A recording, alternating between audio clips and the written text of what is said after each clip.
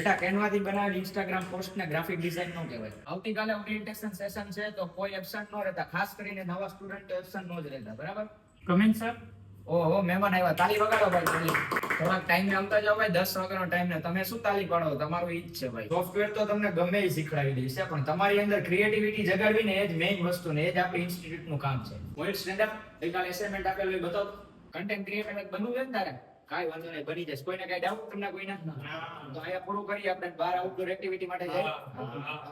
અચ્છા, અયોધ્યા ચોકમાં જ ઊભા છો ને? આગળ આવશો ને એટલે વેસ્ટ ગેટ 2 આવશે, એમાં 6th ફ્લોર ઉપર વોક્સેલ ડિઝાઇન ઇન્સ્ટિટ્યૂટ. ઇન્ક્વાયરી માટે જ આવ્યા છો? ભૂપતભાઈના રેફરન્સથી? હા બરાબર, ભૂપતભાઈની મોટી છોકરી આપણે ત્યાં જ હતી. હા, graphic design, video editing, VFX, content creation, animation બધું જ શીખડાય છે. આર્યુ પ્રોસેસ લ્યો ને, જોયું.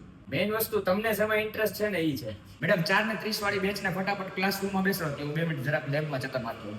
હવે ઘરે જઈને પ્રેક્ટિસ કરજો. 10 વાગી ગયા પછી 10 વાગ્યા લગી આપણે સેન્ટર ખુલ્લું ન રાખવાનું. પછી મારે ઘરે કોઈક રાહ જોતું હોય ને, વેલા આવી જજો બધાય.